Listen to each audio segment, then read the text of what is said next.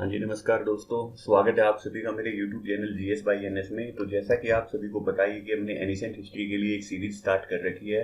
तो अगर कोई भी बच्चा सीरियसली अपनी स्टडीज को लेके सीरियस है और वो अच्छे से तैयारी करना चाहता है तो आप यहाँ से इस हिस्ट्री को प्रीफर कर सकते हो। आपकी जो क्वालिटी है उसकी मैं यहाँ पे एश्योरेंस देना चाहता हूँ कि जो क्वालिटी आपको यहाँ पर मिल जाएगी, आप किसी भी कोचिंग सेंटर में या आपने अगर कोई पेन ड्राइव कोर्स परचेज किया है, आपने यूट्यूब के ऊपर इससे पहले भी आपने बहुत ज़्यादा हिस्ट्री के लिए वीडियोज अपनी देखी होंगी, आप उनके साथ इसको कंपेयर करके देखना। और अगर आपको कहीं पर भी ये लगता है जी क्वालिटी में कंपेयर किया गया है सर, तो आप वो मेरे को जरूर बताओ, मैं उसके अंदर और भी चीज़ें ऐड करने की जरूर सोचूंगा। ठीक है, तो अगर चीज़ें आपको पसंद आती हैं तो आप उनको लाइक करो, कमेंट कर सकते हो, शेयर कर सकते हो। ठीक है, अगर चैनल के लिए आपको फर्दर नोटिफिकेशन चाहिए, क्योंकि हिस्ट्री के बाद हम जो बाकी अदर सब्जेक्ट हैं जो जो हमारे लिए इंपॉर्टेंट होते हैं जीएस के लिए, वो सभी सब्जेक्ट यहाँ पे आपको 1 बाय 1 डिस्कस किए जाएंगे, तो आप चैनल को सब्सक्राइब कर सकते हो। तो स्टार्ट करते हैं हमारा आज का लेक्चर। जैसा कि आप सभी को पता है कि हमने एनिसेंट हिस्ट्री के अंदर जो हमारा प्री हिस्ट्री पीरियड है वो कम्प्लीटली डिस्कस कर लिया है। आपका 2.5 लाख साल से लेकर 1400 बीसी तक का जो टाइम पीरियड है वो हमारा क्या है, प्री हिस्ट्री पीरियड। उसके बाद हमने डिस्कस किया था आपका वैदिक एज पीरियड, बहुत डिटेल में डिस्कस किया था। बिल्कुल आप अच्छे से अगर प्रीवियस ईयर लेक्चर देखोगे तो आपको कोई भी डाउट होगा इससे रिलेटेड तो आपका वहां से वो क्लियर हो जाएगा।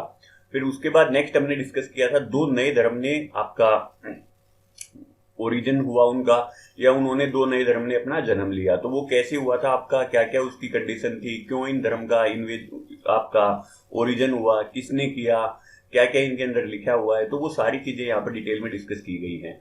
फिर उसके बाद लास्ट जो हमने डिस्कस किया था, जो हमारा लास्ट लेक्चर था, वो था हमारा मगध एम्पायर। तो मगध एम्पायर में टोटल ये 6 डायनेस्टी आती हैं आपकी, तो 6 की 6 को हम बिल्कुल कंप्लीटली डिस्कस कर चुके हैं। इनका एडमिनिस्ट्रेशन कैसा होता था, कैसे ये अपने पीक के ऊपर पहुंचे, फिर पीक से पहुंचने के बाद कैसे इनका डिक्लाइन स्टार्ट हुआ, तो वो सारी चीजें मैं आपको बहुत अच्छे से डिटेल में डिस्कस कर चुका हूँ, तो ये आप देख सकते हो। तो आज का जो हमारा लेक्चर है वो आपका बेसिकली देखो चलेगा, वो आपका ये एक तो दो इन्वेजन हुए थे हमारे ऊपर, और एक है आपका सातवाहन एम्पायर। आपको इन तीनों चीजों के बारे में आज मैं बताने वाला हूँ। तो देखो, जब आपका मगध एम्पायर था, मगध एम्पायर का टाइम पीरियड एक बार देखो आपका कहां से कहां तक है, 6th सेंचुरी बीसी से लेके आपका 1st सेंचुरी बीसी। तो आपका नियरली आप बोल सकते हो 500 साल तक इन्होंने यहाँ पर इंडिया के ऊपर राज किया था। तो उन 500 सालों में क्या हुआ, ठीक है जी, इंडिया के ऊपर तो इनका राज था। इन्होंने जितने भी मतलब कि 16 महाजनपद थे उन सभी को हरा के मतलब कि टोटली जो मगध को क्या किया था, अपना सबसे सुप्रीम बना के मतलब कि पूरे इंडिया के ऊपर ऑलमोस्ट कैप्चर कर ही लिया था। ये आप पीछे भी देख सकते हो कि अशोक के टाइम पीरियड पे ये अपना क्या था, पीक के ऊपर था। तो जब ये आपका पीक के ऊपर था तो क्या हुआ कि आपका जो नॉर्थ वेस्ट फ्रंटियर है, इंडिया का मैप आप सभी ने देखा ही है, आप एक बेसिक आइडिया दे रहा हूं मैं आपको, आगे मैप में तो वो अच्छे से दिखाऊंगा। तो ये आपका जो फ्रंट है, नॉर्थ वेस्ट फ्रंट, तो हमारे ऊपर जितने भी एक्सटर्नल इन्वेजन हुए हैं, जितने भी बाहरी हमले हुए हैं, जितने भी बाहरी आक्रमण हुए हैं, वो सारे के सारे आपके यहीं से हुए हैं। और यहाँ पर भी स्पेशली आपका एक मतलब की जगह है जिसको हम बोलते हैं खैबर पास, उस खैबर पास के थ्रू हुए हैं मोस्टली। तो उस खैबर पास से हमारा क्या हुआ है, आउटर वर्ल्ड के साथ इंटरेक्शन, आपका जो पर्शियन एम्पायर है उसके साथ इंटरेक्शन, उसके बाद आपका जो यूरोप है यूरोप के साथ इंटरेक्शन बाय लैंड रूट, तो वो हमारा किससे हुआ है, वो हमारा ऐसे ही हुआ है, इससे हुआ है। ठीक है, तो इंडिया के ऊपर तो सारा के सारे के ऊपर अशोक का राज था, या मतलब कि जो भी मतलब देखो इनके कॉन्टेम्परेरी थे वो हमारा चलता रहेगा। तो आज हम डिस्कस करेंगे कि जब ये हमारे इंडिया के अंदर मगध एम्पायर था तो उस टाइम पे हमारे ऊपर बाहरी आक्रमण बेसिकली दो हुए थे। एक तो था आपका पर्शियन इन्वेजन और दूसरा है आपका अलेक्जेंडर का इन्वेजन।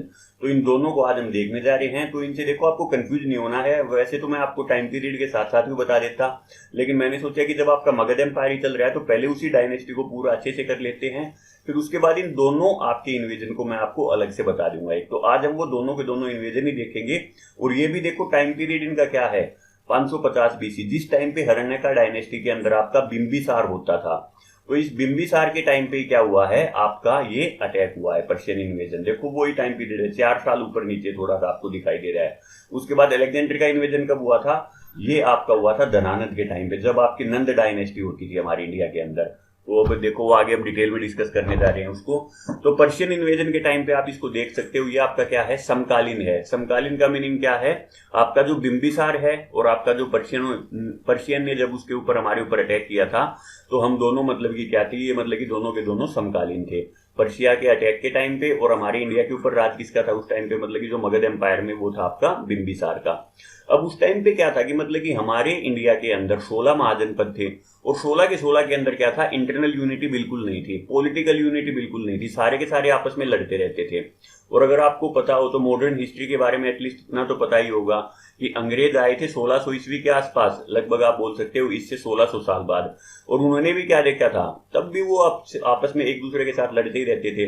तो वही कहानी आपकी 1600 साल पहले थी और वही कहानी 1600 साल के बाद। तो उन्होंने अपनी हिस्ट्री से कुछ नहीं सीखा। तो जो बंदा अपने पास्ट से अगर कुछ सीखता नहीं है तो वो आगे फ्यूचर में कभी भी सक्सेसफुल नहीं हो पाता है। आप यहाँ पर ये भी चीज कह सकते हो। तो वो यूनिटी थी नहीं, कंबोज हो गया, गांधरा हो गया, लड़ते रहते थे। तो इसका फायदा किसने उठाया, पर्शियन ने। और पर्शिया ने क्या किया, हमारे ऊपर अटैक कर दिया। ठीक है, अब पर्शिया ने जिस टाइम पे अटैक किया तो उस टाइम पे उनका राजा कौन था, उस टाइम पे उनका राजा था आपका साइरस। तो साइरस का आप ये नाम याद रख सकते हो। तो उसने पॉलिटिकल डिसयूनिटी का फायदा उठा के हमारे ऊपर आक्रमण कर दिया, और जितनी भी आपकी ट्राइब थी, ये आपका देखो मैं आपको एक नेक्स्ट स्लाइड में दिखाता हूं। आपने पढ़ा होगा इंडस वैली सिविलाइजेशन। ये सपोज करो हमारी इंडस रिवर जा रही है, तो इस इंडस रिवर से वेस्ट वेस्ट के अंदर जितना भी रीजन था वो सारा का सारा किसने कैप्चर कर लिया, इन्होंने। ठीक है, तो सारी की सारी ट्राइब ने, कुछ ने तो उसके आगे सबमिट कर दिया, कुछ ने लड़ाई की, लड़ाई करने के बाद वो हार गए, और हारने के बाद वो सभी की सभी क्या हुआ, साइरस ने अपने अंदर ऐड कर ली।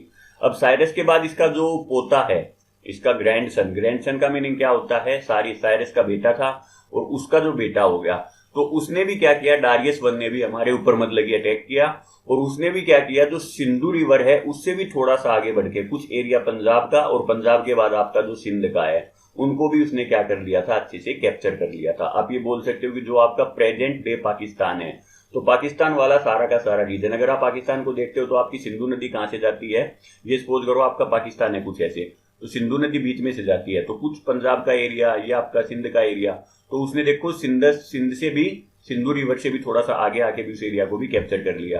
तो ये देखो आप यहाँ पर मैप में देख सकते हो। तो अगर हम बात करते हैं, ये है आपका टोटल आपका पर्शियन एम्पायर जो अपने पीक के ऊपर था। तो सबसे पहले देखो जो आपका प्रेजेंट डे ईरान है, ये है आपका ईरान। तो ये कभी ईरान को ही हम क्या करते हैं, पर्शिया के नाम से जानते हैं, और इसके ऊपर एक बहुत ही फेमस मूवी भी बनी है आपकी, और मूवी का नाम आपका क्या है, प्रिंस ऑफ पर्सिया। शायद अगर किसी ने देखी हो तो इसके 3-4 पार्ट भी आए हैं, बहुत इंपॉर्टेंट मूवी है, देखिए तो भी ठीक है, अगर आपके पास खाली टाइम हो तो आप इसको देख सकते हो। तो उसमें इसी की कहानी बताई गई है, पर्शिया की कहानी बताई गई है। तो देखो कैसे मतलब कि इनके जो साइरस के अंडर में, मेनली देखो ये साइरस ने अपने 30 साल के टाइम पीरियड में जितना भी आपको ये मतलब कि पिंक कलर दिखाई दे रहा है, तो देखो इसने कितना ज्यादा एरिया कैप्चर कर लिया था। सारा आपका प्रेजेंट है अफगानिस्तान, आपका थोड़ा बहुत पाकिस्तान, पाकिस्तान के बाद आप इस साइड अगर आप आते हो तो ये हो गया आपका मतलब ये इराक का रीजन, इराक के बाद ये हो गया यहाँ पे इजराइल, इजराइल के बाद ये आपका जॉर्डन, जॉर्डन के बाद आपका ये जॉर्डन नीचे सीरिया, और ये आपका टर्की। तो ये देखो मतलब कि सारे रीजन को इसने क्या कर लिया था, अच्छे से कैप्चर कर लिया था आपका। तो ये है आपका साइरस के टाइम पे। अब उसके बाद इसका बेटा आया कैम्बिसिस, उसने क्या किया था, ये देखो जो आपका ये आपका है ये रीजन, इसको उसने क्या कर लिया, अच्छे से कैप्चर कर लिया। और उसके बाद अगर आप और आगे देखते हो तो जब डायरेस आया था, तो डायरेस के टाइम पे ये देखो हम देख पा रहे हैं यहाँ पे, उसने ये इंडिया के रीजन को और भी ज्यादा इंडस रिवर से भी आगे भी उसको कैप्चर कर लिया था। तो ये सारा का सारा देखो डायरेस ने भी उसके आगे कितना ज्यादा उसको बढ़ा दिया था। तो ये आप देख पा रहे हो मैप के थ्रू। ठीक है, मतलब इतना ज्यादा इंपॉर्टेंट नहीं है, बट अगर आप हिस्ट्री में इंटरेस्ट रखते हो तो आप इस मैप को थोड़ा सा अच्छे से देख सकते हो। तो ये वर्ल्ड मैप में भी आपको वही चीज दिखाई गई है। तो नियरली अगर हम बात करते हैं तो इसका एम्पायर था जो आपका पर्शिया, जब अपने पीक के ऊपर था, तो ये वाला एरिया उसने क्या कर दिया था, सारा का सारा अपना कैप्चर कर लिया था। ये अगर मैं आपको बताना चाहूँ तो मैप के थ्रू, तो ये यहां से लेके यहां तक, ये देखो ये है उसका मेनली जो रीजन आपको मैंने जो मतलब की सर्कल कर दिया, तो ये वाला सारा रीजन उसका उसने क्या था, कैप्चर कर रखा था। ठीक है, अब अगर इससे आगे बढ़ के देखते हैं तो जी उसके बाद इसका क्या हुआ, जो डारियस वन था उसका बेटा जेरेक्सिस। अगर किसी ने 300 एक हॉलीवुड मूवी आई थी स्पार्टन, याद है आपको, अगर किसी ने देखी है तो उसने जरूर देखी होगी। तो जो स्पार्टन जो आपकी 300 का जो सेकंड पार्ट आया था, तो उस सेकंड पार्ट के अंदर भी और फर्स्ट पार्ट के अंदर भी मतलब वही चीज आपकी देखो यही कहानी बताई गई है वहां पे। तो जब ये जिरेक्सस है, अब इस जिरेक्सस ने क्या किया, देखो इसके पास 2 पॉसिबिलिटी थी। एक तो ये यहां से इंडिया के ऊपर अटैक कर देता, पहली पॉसिबिलिटी। दूसरा ये आप आगे करके क्या है, पहले यूरोप के ऊपर कब्जा कर लेता। देखो ये एक ऐसी चीज है, आपकी जो पावर है या आपकी जमीन की है, ये भूख कभी खत्म नहीं होती है। अब अगर देखा जाए तो इसके पास देखो कितना ज्यादा रीजन है पहले से ही। और फाइनली जब आदमी मरता है तो उसको चाहिए क्या, एक 2 गज की जमीन ही तो चाहिए दफनाने के लिए या उसको जलाने के लिए, जो भी कुछ आप बोल सकते हो। आपका जो मुहावरा है वो यही चाहिए कि 2 गज की जमीन चाहिए बस दफनाने के लिए। बट मतलब कि उसकी भूख है वो कभी शांति नहीं होती है। तो वो क्या चाहता था कि मैं पूरे आपका जो ये मतलब कि ये वाला रीजन है जिसको यहाँ पे देखो ये रोटेट किया गया है, तो ये वो रीजन है, मीन्स आप बोल सकते हो यूरोप है ये। तो यूरोप को और वो कैप्चर करना चाहता था। तो उसने पहले अटैक यहीं पर किया, और अटैक किया तो सबसे पहले यहाँ पर कौन था, आपका ग्रीस। ग्रीस नाम की कंट्री थी, तो उस ग्रीस के अंदर ही आपका स्पार्टा आता था, या स्पार्टन भी एक छोटी सी कंट्री थी। तो ग्रीस के ऊपर जब अटैक हुआ तो वहां पर वो हार ही गया। अगर वो वहां पर जीतता तो उसका नेक्स्ट टारगेट हमारा इंडिया होता। तो अगर उस टाइम पे अगर वो जीत जाता वहां पर वो लड़ाई, तो आपकी जो इंडिया की जो हिस्ट्री है वो कुछ और ही अलग टाइप से लिखी जाती। तो यहाँ पर देखो जो बोलते हैं ना कि अगर मैं देश का प्रधानमंत्री होता तो मैं ये करता, अगर मैं आपका जो भी कोई पक्षी होता तो मैं ये करता, तो वो सेम वही है। तो अगर वहां पर वो इसको हरा देता ग्रीस को, जिरेक्सिस, तो हमारे इंडिया की हिस्ट्री आप बिल्कुल ही कुछ और मान सकते थे। ठीक है, तो ये आपका मतलब कि पर्शियन कंट्रोल है वो आपका मतलब यहाँ पर भी इंडस रिवर के ऊपर भी मतलब कि कम हो गया, क्योंकि यहाँ से वो हार के आ गया था अब ग्रीस से। अब ग्रीस से हारने के बाद यहाँ पर भी वो कम हो गया, तो इसकी वजह से और बाद में मतलब कि जो हमारा नंद एम्पायर को खत्म करके जब आपका ये रूलर भी बहुत बढ़िया बढ़िया आए, आपके नंद एम्पायर हो गया। नंद के बाद आपका जो सुंग, ये सबसे पहले है आपका हरण्यका के बाद आपका है सुंग एम्पायर। तो इनके अंदर बहुत बढ़िया बढ़िया रूलर थे, तो उन्होंने भी अपने एरिया को कैप्चर कर लिया। तो इंडस रिवर के अंदर इनका जो आपका पर्शियन का है जो दबदबा था वो आपका रिड्यूस होता चला गया टाइम के साथ साथ। अब हम बात करते हैं कि इफेक्ट क्या क्या हुआ। तो देखो अगर हम पर्शियन इन्वेजन की बात करते हैं या फिर आपके अलेक्जेंडर इन्वेजन की बात करते हैं, तो सबसे पहला तो हमारा क्या हुआ, ट्रेड एंड कॉमर्स को इंप्रूवमेंट मिला। उसके बाद आपकी मतलब कि नई स्क्रिप्ट आ गई, खारतोसी स्क्रिप्ट, और इसका आपको देखो जो इतने भी अशोक के जो मतलब कि रिटन इंस्क्रिप्शन है उनके अंदर इसकी झलक आपको देखने को मिलती है। और पर्शियन जो आर्ट है हमारे इंडिया के अंदर वो भी आपकी आती है। पर्शियन आर्ट क्या बोलती है कि मोनोलिथिक पिलर, और ये जब आपने अशोक के टाइम पे जब मैंने इसका आर्ट एंड आर्किटेक्चर बताया था मौर्यन एम्पायर का, तो वहां पर ये चीजें आपको देखने को मिलती भी हैं। तो ये कुछ हमारे ऊपर इफेक्ट हुए इंडिया के ऊपर जब हमारा पर्शिया के साथ कॉन्टेक्ट हुआ, या पर्शिया के साथ हमारा एक्सटर्नल, ये अफेयर तो नहीं बोल सकते उसको, बट उसके चलो कॉन्टेक्ट ही बोल सकते हैं, अफेयर बोलो आप, जो भी वर्ड आपको ठीक लगे आप उस चीज को समझ सकते हो। अब उसके बाद बात करते हैं पर्शिया के बाद हमारे ऊपर अटैक किसने किया, अलेक्जेंडर ने। अब अलेक्जेंडर ने क्या किया, सबसे पहले तो इसने मैसिडोनियन से निकल के आया था। ये मैसिडोनिया आपका क्या है, ग्रीस के पास ही बिल्कुल एक छोटा सा देश है मैसिडोनिया, तो उससे आपका अलेक्जेंडर है वो निकल के आया था। अब उस अलेक्जेंडर ने सबसे पहले तो क्या किया, जो पर्शिया ने जितना एरिया कैप्चर कर रखा था, पर्शिया के जो डारियस हैं उनको इसने हरा दिया। और हराने के बाद आपकी बैटल ऑफ ये गुआगा मेला हुई थी 330 बीसी में, और यहां पर इसने उसको हरा दिया। तो मीन्स आप बोल सकते हो कि जो भी पर्शिया के अंडर में अभी मैंने आपको मैप के अंदर दिखाया था वो सारा एरिया इसने कैप्चर कर लिया। अब कैप्चर करने के बाद इसके पास अगला टारगेट कौन था, सेम ये भी वहीं पर आके खड़ा हो गया नॉर्थ वेस्ट के ऊपर, इंडस रिवर के ऊपर।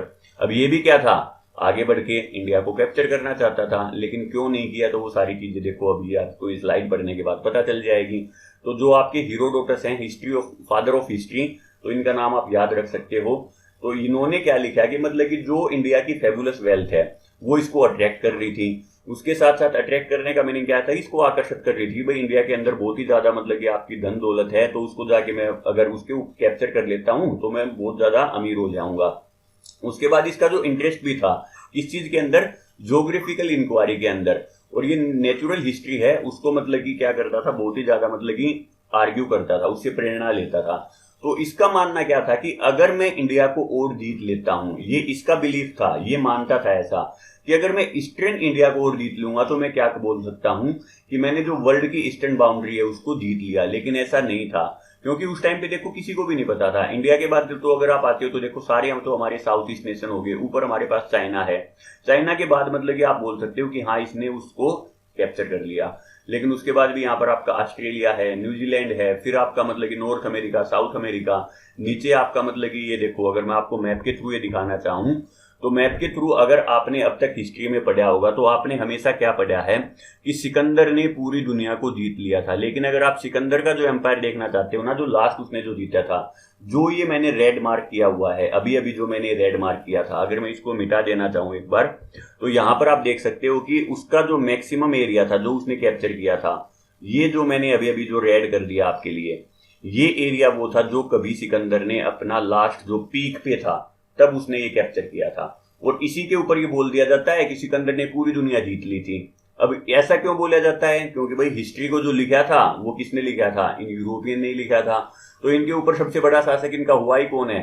एक तो इनके पास ये था और उसके बाद नेपोलियन बोनापार्ट था। तो इन्हीं दोनों को इतना ज्यादा बढ़ा चढ़ा के लिख दिया कि आज के दिन भी हमारी भी जो हिस्ट्री की क्लासेज है उनमें क्या बताया जाता है कि भाई सिकंदर ने पूरी दुनिया को जीत लिया था और जाते हुए जब वो गया तो वो भी खाली हाथ गया था।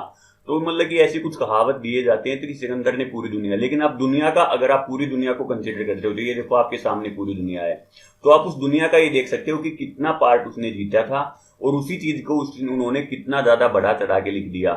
तो ये आप बोल सकते हो ठीक है जी हमारा एजुकेशन सिस्टम ही कुछ ऐसा चलता आ रहा है। तो जो भी देखो लिखता है ना वो अपने बारे में हमेशा बढ़िया ही लिखेगा। तो हिस्ट्री जो है वो हमेशा जीतने वालों के द्वारा लिखी गई है। तो जो जीतेंगे वो हमेशा क्या करेंगे, हारे हुओं की गलती निकालेंगे, चाहे वो खुद गलत हो उससे कोई फर्क नहीं पड़ता। तो हिस्ट्री आपको ये भी चीज दिखाती है कि मेन चीज फाइनली जो मैटर करती है वो करती है आपकी जीत। आपका मतलब कि वो बोलते भी है ना, everything is fair in world love and war.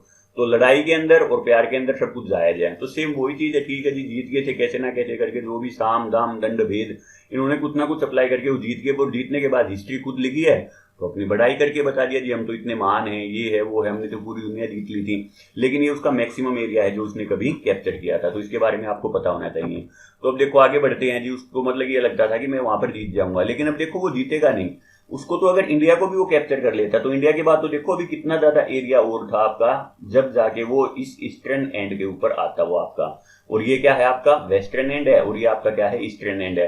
तो कई बार आपने पढ़ा होगा ना वेस्टर्न कंट्री, तो इंडिया ये है देखो आपका। तो इंडिया के जो वेस्ट में लाई करती है जितना भी जो यूरोप है, तो इनको हम क्या बोल देते हैं वेस्टर्न कंट्री। और इसके जो ईस्ट में लाई करती है उनको हम क्या बोल देते हैं ईस्टर्न कंट्री। तो ये वर्ड आपके सामने कई बार आया होगा कि वेस्टर्न कंट्रीज क्या होती हैं, तो वो आपको कंफ्यूज नहीं होना है उससे, तो वो पता होना चाहिए। देखो मैप को मैं आपको बार बार इसीलिए दिखाता हूं ताकि आपके माइंड में चीजों को लेके क्लियरिटी आए। अगर ये आपको लोकेशन का पता है, पहले दिन से ही मैंने बोला था कि दो चीज देख लो हिस्ट्री के अंदर, पहली तो आपकी ज्योग्राफिकल लोकेशन और दूसरा आपका जो टाइम पीरियड है, जो आपकी क्रोनोलॉजी चल रही है। अगर ये दो चीज आपको पता है ना तो हिस्ट्री को आप बहुत लंबे टाइम तक याद रख पाओगे। तो इसीलिए मैं इनको बार बार आपको मैप दिखाता हूं। तो ये देखो जी आपका जो मैंने अभी अभी वहां पर दिखाया था उस चीज को बिल्कुल इस मैप के थ्रू, ये आपका मतलब कि पर्शियन एम्पायर है आपका। और पर्शियन को कभी हरा के जब उसने मतलब कि कैप्चर किया था, ये देखो मैसिडोनिया एक छोटा सा देश है ग्रीस के अंदर ही, वहां से निकल के आया था। और ये उसका मैक्सिमम जो उसने एम्पायर जो कैप्चर कर लिया था यही है वो। उसके बाद उसने ठीक है जी कुछ यूरोप भी आपने का कैप्चर कर लिया था, लेकिन ये आपका उसका मैक्सिमम एम्पायर जो उसने कैप्चर किया था। सऊदी अरेबिया के ऊपर कभी भी कब्जा नहीं कर पाए थे। ये आपकी वो पर्शियन ऑफ गल्फ है, यहाँ से ये आपका रेड सी है, ये मेडिटेरेनियन सी है। अगर किसी ने वर्ल्ड मैप को देखा है तो उसको पता होगा। अगर किसी को नहीं देखा है, किसी बच्चे ने अब तक वर्ल्ड मैप को नहीं देखा है या उसको नहीं पता कि कौन सी कंट्रीज कहाँ पर लाई करती हैं, तो मैं उससे जरूर रिक्वेस्ट करूंगा कि वो उसकी तरफ थोड़ा सा आगे बढ़े।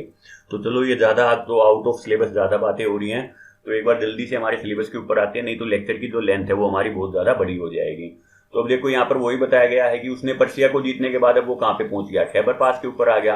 अब खैबर पास के ऊपर जो भी आपका अम्बी था रूलर ऑफ तक्षशिला, उसने तो अपने आप को सबमिट कर दिया जी मैं तो अपनी हार मानता हूं। लेकिन झेलम और चिनाब के अंदर आपका एक राजा था जिसका नाम क्या था, पोरस। अब पोरस क्या था, बिल्कुल पुष्पा स्टाइल में, मैं झुकेगा नहीं भाई, बेशक मार दे काट दे लड़ूंगा जरूर तेरे से, चाहे हार जाऊं बेशक कोई दिक्कत नहीं है। तो ठीक है जी अभी इनकी लड़ाई होती है और लड़ाई को नाम क्या दिया गया, बैटल ऑफ हाइडापस 326 बीसी के अंदर। तो पोरस और सिकंदर के बीच में ये आपकी लड़ाई होती है। सिकंदर और पोरस की शायद ये आपने हिस्ट्री के अंदर पढ़ा भी होगा, तो वही है आपकी बैटल ऑफ हाइडापस।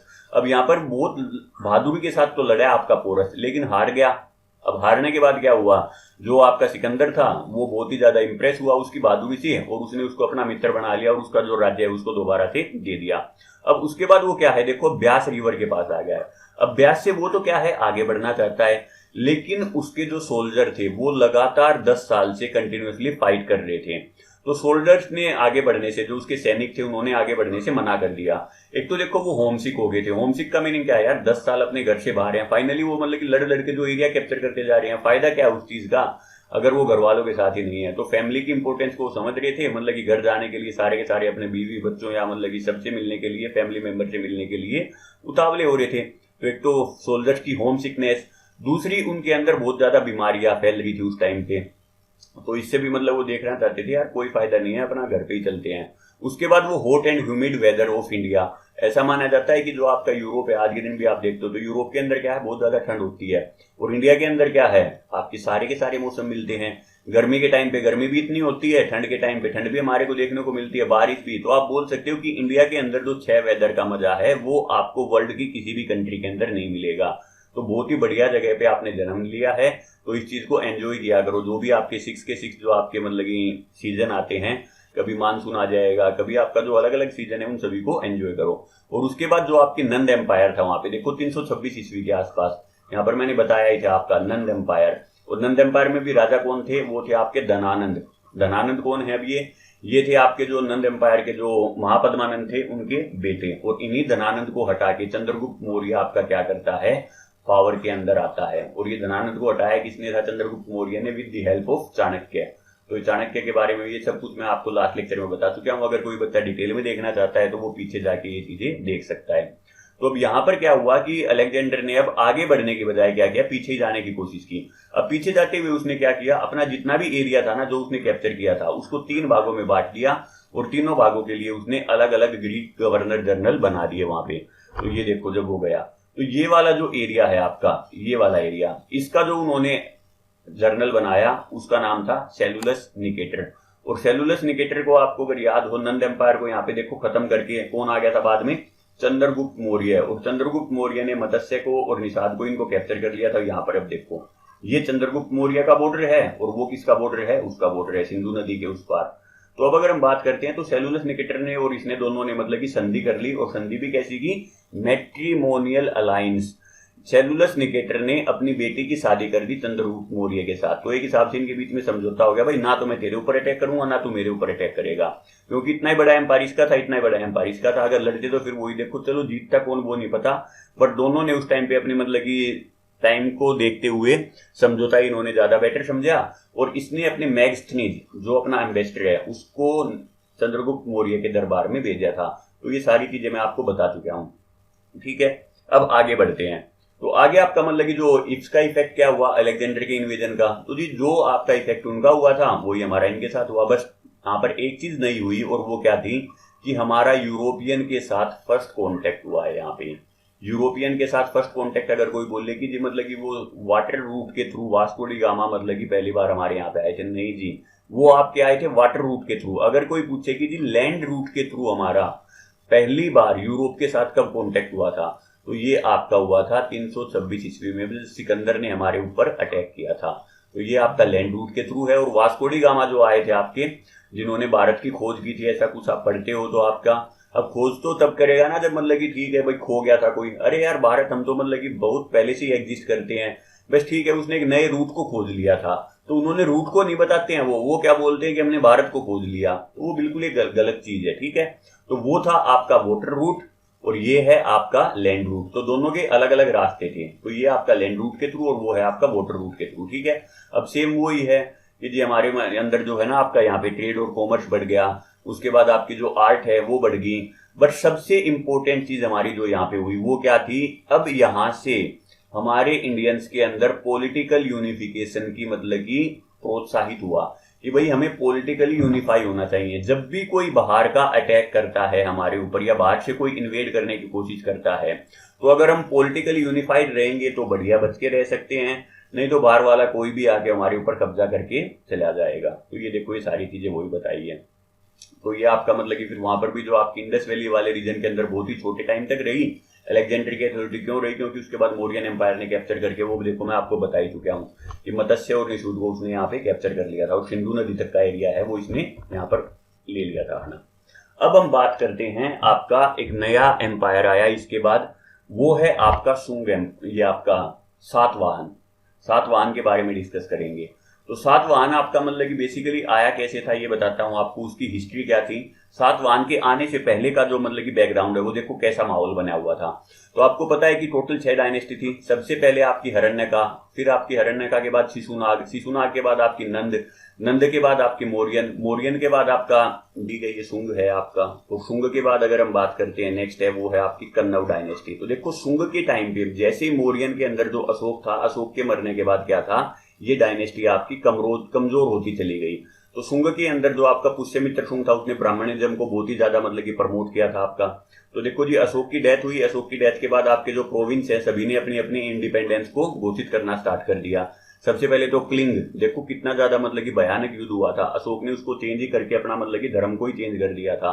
कितना ज्यादा मतलब कि वो उससे इफेक्ट हुआ था, उसने अपनी इंडिपेंडेंस क्लियर कर दी। सातवाहन, आज हम इसी के बारे में पढ़ने वाले हैं। तो इसने भी अपनी क्या कर दी, इंडिपेंडेंस डिक्लेयर कर दी। अब नॉर्थ वेस्ट है वो भी आपके हाथ से खिसकता जा रहा था। शुंग एम्पायर के टाइम की बात कर रहे हैं हम, ये शुंग के टाइम पे। शुंग के बाद कन्नव आया था, कन्नव तो ज्यादा नहीं, सिर्फ 30 साल तक रहा था। तो वो तो हम इतना ज्यादा डिटेल में नहीं पढ़ेंगे, हमारा मेन काम है शुंग एम्पायर को ही पढ़ना। तो ठीक है जी, वो भी फिसल गया था। उसके बाद जो मौर्यन एम्पायर है वो आपका सिर्फ और सिर्फ गंगेटिक वैली तक रह गया था आपका। ये देखो आपको नेक्स्ट लेक्चर में मैं आपको दिखाता हूँ एक बार। यहाँ पर देखो ये अशोक के टाइम का आपका पूरा मौर्यन एम्पायर है। तो कितना ज्यादा एरिया इसने कैप्चर कर रखा है। और ये आपका शुंग एम्पायर के टाइम का मौर्यन एम्पायर है जो येलो कलर से। तो ये देखो सिर्फ और सिर्फ गंगा वाले प्लेन के अंदर, मतलब कि सारे एरिया क्या थे अपने आप को। ये कलिंग है, यहाँ पे कलिंग ने अपने आप को इंडिपेंडेंट घोषित कर दिया। ये सातवाहन है, इन्होंने अपने आप को इंडिपेंडेंट घोषित कर दिया। ये वाला जो एरिया है यहाँ पर इन्होंने ग्रीक ने अटैक करके इसको कैप्चर कर लिया। तो ये सिर्फ और सिर्फ कहाँ पर है, आपका इसी एरिया के अंदर। और एक बार तो ऐसा हुआ कि जो ये ग्रीक है आगे बढ़ के आपके पाटलिपुत्र तक आगे थे और उन्होंने इसके ऊपर भी कैप्चर कर लिया था। लेकिन ठीक है, बाद में शुंग ने फिर से उनके ऊपर अटैक करके इसको तो कम से कम दोबारा से अपना कब्जा लिया था। तो यही देखो बताई गई है, Greek advance up to Pataliputra and occupied it for some time. थोड़े टाइम के लिए इन्होंने पाटलिपुत्र तक भी कब्जा कर लिया था, लेकिन बाद में पुष्यमित्र शुंग ने उसको रिक्लेम्ड कर लिया था। ठीक है, अब हम बात करते हैं कि सातवाहन के बारे में। तो सातवाहन जैसा कि आपको बताइए कि इसने अपना एक इंडिपेंडेंट रूल आपका स्थापित कर दिया था डिक्लाइन ऑफ मौर्यन के बाद। तो मौर्य में मतलब कि जो अशोक के बाद जितने भी रूलर आए थे वो आपको बताया ही था लास्ट लेक्चर में कि भाई कैसे कैसे उनका डिक्लाइन स्टार्ट हुआ। तो ये आपका जो रहा ये 300 से लेके 400 साल तक, फर्स्ट सेंचुरी बीसी से लेके आपका सेकंड सेंचुरी एडी तक ये आपका रहता है। तो देखो अब हम एडी के अंदर एंटर करते जा रहे हैं। तो वो टाइम पीरियड आपको बताता चल रहा हूँ। देखो कहाँ से चले थे हम, 2.5 लाख साल पहले से। उसके बाद हम कहाँ तक चलते चलते चलते चलते हमने जो पूरे 2.5 लाख साल की जो हिस्ट्री है वो सारी की सारी पढ़ ली है। अब हम इस हिस्ट्री के बाद क्या है, अब हम सीई बोलो इसको, या आप बोल सकते हो एडी बोलो। एडी का तो मतलब क्या है, एनाडोमिनस, और सीई का मतलब क्या है, कॉमन ईरा। अब यहाँ से कॉमन ईरा का स्टार्ट हो गया है, तो हम उसके अंदर एंटर कर चुके हैं। तो ये सेकंड सेंचुरी बीसी का मतलब क्या है, 100 से लेके आपका जो 200 एडी टाइम वाला जो पीरियड है। ठीक है, अब उसके बाद क्या हुआ, इनको बेसिकली आंध्रा के नाम से भी जाना जाता है जो सातवाहन है, क्योंकि प्रेजेंट डे जो आंध्र प्रदेश है उसका कुछ एरिया इन्होंने मतलब कि आज के दिन भी रखते हैं। कैपिटल कौन सी थी इनकी, कैपिटल थी इनकी प्रतिष्ठान, जो आपकी गोदावरी रिवर के किनारे के ऊपर थी। और इसके फाउंडर कौन थे, फाउंडर थे इसके सिमुका। तो ये फाउंडर का नाम याद रखना, बाकी आगे इतना ज्यादा इंपॉर्टेंट नहीं है। तो उसने कहाँ तक एक्सटेंड किया वो तो हम नेक्स्ट लेक्चर में नेक्स्ट स्लाइड में देख लेंगे। तो यहाँ पर ये देखो, ये है आपका मैक्सिमम जो इन्होंने एरिया अपना कैप्चर कर रखा था। ये देखो यहाँ पर कलिंग है, ये आपका मगध है, मगध में कौन है, शुंग एम्पायर है। और ये है आपका, अगर आप इसको और भी अच्छे से देखना चाहते हो तो ये इसने कभी अपना मैक्सिमम एरिया जो कैप्चर किया था सातवाहन ने, तो वो आपका ये है। ठीक है, अब सातवाहन में जो सबसे इंपॉर्टेंट जो आपके रूलर हुए वो थे आपके गौतमीपुत्र सातकर्णी, जो 100 से लेके 130 सी तक रहे। देखो वही चीज है, यहाँ पर मैं आपको दो चीज मैं फिर से बताना चाहता हूँ। दो चीज तो नहीं, आप एक ही चीज बोल सकते हो उसको, कि दो चीजें होती हैं। एक, जब कोई चीज अपने बिल्कुल पीक के ऊपर जाती है, तो पीक के ऊपर कब जाती है, क्योंकि बहुत ही ज्यादा आपके स्ट्रॉन्ग रूलर होते हैं, तो उन्होंने बहुत बुरा टाइम देखा हुआ है, बहुत हार्ड डिसीजन लेके वो क्या करते हैं, पीक पे पहुंचा देते हैं। अब पीक पे जो इनके वंशज आएंगे वो क्या होंगे, उनको टाइम ही इतना बढ़िया मिल जाता है कि वो बिल्कुल क्या हो जाते हैं, उनसे बहुत ही ज्यादा कमजोर हो जाते हैं। तो उसके बाद क्या होगा, वो ऑटोमेटिकली वहां से क्या होगा, उस चीज का डिक्लाइन स्टार्ट हो जाएगा। तो ये साइकिल आपको पता होनी चाहिए, जो चीज ऊपर गई है वो ऑटोमेटिकली नीचे भी आती है। कभी जब उसने मतलब अपना पीक अटेन किया है तो ये उसका पीक है भाई, मैक्सिमम एरिया उसके पास यहाँ पर था, तो वो नीचे भी आएगी आपकी। तो इस चीज को याद रखना। तो इनका जो सबसे ग्रेटेस्ट रूलर कौन था, गौतमीपुत्र सातकर्णी, जिसका टाइम पीरियड था ये 30 साल के लिए। अब यहाँ पर देखो हम आगे बढ़ना स्टार्ट हो गए। इससे पहले हम क्या कर रहे थे, आपको याद हो तो हम क्या लिखते थे, 130 से लेके 100। 30 साल तक वही लिखते थे, लेकिन अब यहाँ पर क्या है 100 से 130, क्योंकि अब सीई में क्या होगा, यहाँ पर ये हमारे पॉजिटिव इंटीजर स्टार्ट हो गए हैं, और बीसी में क्या था आपके नेगेटिव इंटीजर थे। तो नेगेटिव में 100 पहले आएगा और 130 उसके बाद में आएगा, तो इसीलिए हमने लिखा था 130 से लेके 100। लेकिन पॉजिटिव इंटीजर के अंदर क्या होता है, 100 पहले आता है, 130 बाद में आता है, तो हम क्या लिख रहे हैं 100 से लेके 130। शायद ये आपको चीज समझ में आ गई होगी। अगर नहीं भी समझ में आई है तो आपका जो सबसे फर्स्ट लेक्चर है इंट्रोडक्शन, आप एक बार उसको जाके जरूर एक बार देखो। तो देखने के बाद इससे रिलेटेड जो भी अगर कोई डाउट है तो वो आपको क्लियर हो जाएगा। अगर फिर भी कोई रहता है तो आप कमेंट बॉक्स में जरूर बताना। अब जैसे आपकी मतलब कि पुराने टाइम पे भी आपने देखा था कि उन्होंने अपने अलग अलग उपाधि से अपने आप को पुकारते थे। आपके जो अशोक हैं, चंद्रगुप्त मौर्य हैं, या फिर आपका जो मतलब कि महापद्मानंद थे, या महापद्मानंद के बाद आपके जो अलग अलग रूलर ने अपने आप को अलग अलग से पुकारा है। तो वैसे ही आपका गौतमीपुत्र सातकर्णी है, वो अपने आप को बोलता था ओनली ब्राह्मण, कि अकेला मैं ही ब्राह्मण हूं। और इन्होंने शक की पावर को बिल्कुल ही खत्म कर दिया। अब ये नया वर्ड आ गया कि यार ये शक कौन है, तो ये मैं आपको नेक्स्ट लेक्चर में बताऊंगा। तो ये भी मतलब कि फॉरेन इन्वेडर ही थे जिन्होंने हमारी इंडिया के ऊपर अटैक किया। कहां पर इनका शासन था, कहां से इन्होंने अटैक किया, तो अटैक तो देखो वही है खैबर पास। उस खैबर के अलावा हमारे इंडिया के ऊपर कोई अटैक हुआ ही नहीं है। और खैबर भी कहां पे है, नॉर्थ वेस्ट रीजन के अंदर। ये चीज मैं आपको बता ही चुका हूं 2-3 बार। अब हम बात करते हैं कि जो नासिक का जो इंस्क्रिप्शन है, वहां पर इसके अचीवमेंट के ऊपर थोड़ी सी लाइट डाली गई, इसका प्रकाश डाला गया है, ठीक है। अब वहां पर इसने क्या किया, ब्राह्मणिज्म को पेट्रोनाइज किया। बट ब्राह्मणिज्म के अलावा अब ये नहीं था कि बुद्धिस्ट को भी मतलब कि मारता था या जो भी कुछ था, ऐसा इसने कुछ भी नहीं किया। लेकिन याद करो जो शुंग एम्पायर था, पुष्यमित्र शुंग, तो उन्होंने क्या किया, बहुत सी मोनेस्ट्री को भी तोड़ दिया था। वो बुद्धिस्ट की पॉलिसी को खत्म करना चाहता था, और वो सिर्फ क्या था, ब्राह्मणिज्म की तरफ। बट ये ठीक है, मतलब कि इसको तो संरक्षण तो देता ही देता था, फॉलो भी इसी को करता था ब्राह्मणिज्म को। लेकिन इसने कभी इनको बुद्धिस्ट को भी कुछ कहा नहीं, इनको भी डोनेशन वो देता रहता था, ठीक है। और बहुत से अपने चैत्य और विहार बनाए। चैत्य और विहार आपके क्या होते हैं, जहां पर बुद्धिस्ट मोंक आपके रहते हैं। लेकिन इसने कोई स्तूप नहीं बनवाया। स्तूप का मीनिंग क्या है, क्योंकि ये फॉलो किसको करता था, ब्राह्मणिज्म को, ठीक है जी। मतलब इनको डोनेशन दे दिया, डोनेशन लेके जी चैत्य बना लो, विहार बना लो। अब इतने ज्यादा बुद्धिस्ट रहते थे तो रहने के लिए तो जगह चाहिए, तो इन्होंने उस धर्म का प्रचार करने के लिए आपके स्तूप नहीं बनवाए। मेनली फोकस उसका किस पे था, चैत्य और विहार के ऊपर। अब सातवाहन के एडमिनिस्ट्रेशन की बात करते हैं, तो जैसा एडमिनिस्ट्रेशन आपका मौर्यन का था, सेम वही एडमिनिस्ट्रेशन इनका होता है। तो अगर मौर्यन का एडमिनिस्ट्रेशन आप देखना चाहते हो तो लास्ट लेक्चर आप एक बार जाके देखना। तो वहां पर पूरा सेंट्रल एडमिनिस्ट्रेशन था इनका, कैसे कैसे काम करते थे वो सब कुछ आपको वहां पे बताया गया है। अब इसका सबसे इंपॉर्टेंट चीज जो यहाँ पे स्टार्ट हुई, वो इसने क्या किया, ब्राह्मण को और आपके मोंक को गिविंग टैक्स फ्री विलेज, इन्होंने बिल्कुल मतलब कि टैक्स फ्री विलेज का देने की जो प्रथा है वो स्टार्ट कर दी कि भाई ये विलेज ले लो और इस विलेज के अंदर से जितना भी अनाज पैदा होगा ना उससे अपना काम चलाओ, और इसके ऊपर मैं कोई भी टैक्स नहीं लगाऊंगा। तो ये सबसे इंपॉर्टेंट अचीवमेंट थी इसकी, ठीक है। फिर से इसने मतलब कि पुनर्जीवित किया। रिवाइव का मतलब क्या होता है, पुनर्जीवित करना। तो ब्राह्मणिज्म को इसने पुनर्जीवित किया, और जो भी प्रैक्टिस देखो आपकी जो अर्ली वैदिक टाइम पीरियड के ऊपर होती थी, अश्वमेध यज्ञ हो गया, आपका राजसूय सैक्रिफाइस हो गया, तो ये सारी की सारी उसने फिर से स्टार्ट कर दी। ऑफिशियल लैंग्वेज कौन सी थी, इसकी प्राकृत थी। सिल्वर कोइन का भी ये यूज करते थे, जिसका नाम क्या बोलते थे ये, कसरपानाज। और आपके लेड जो कोइन है उनका ये यूज करते थे ट्रेड के लिए।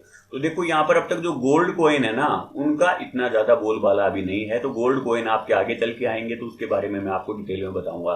देखो इससे पहले ट्रेस जरूर मिलते हैं गोल्ड कोइन के, बट जो गोल्ड कोइन हमारे इंडिया के अंदर जो मास लेवल के ऊपर आगे आए, तो वो आपके आगे आएंगे, वो मैं आपको बता ही दूंगा कि कब आए और कैसे आए। तो ये था आज के लिए, इतना ही। यहीं पर लेक्चर को खत्म करते हैं। चीजें अगर पसंद आई तो सेम वही लाइक कर सकते हो, कमेंट कर सकते हो अगर कोई भी आपको डाउट है तो, और चीजों को सब्सक्राइब करो अगर आपको फर्दर नोटिफिकेशन चाहिए तो। पीडीएफ आप यहां से जाके डाउनलोड कर सकते हो। तो ये था आज के लिए, मिलते हैं हमारे नेक्स्ट लेक्चर में। तब तक के लिए thank you and take care.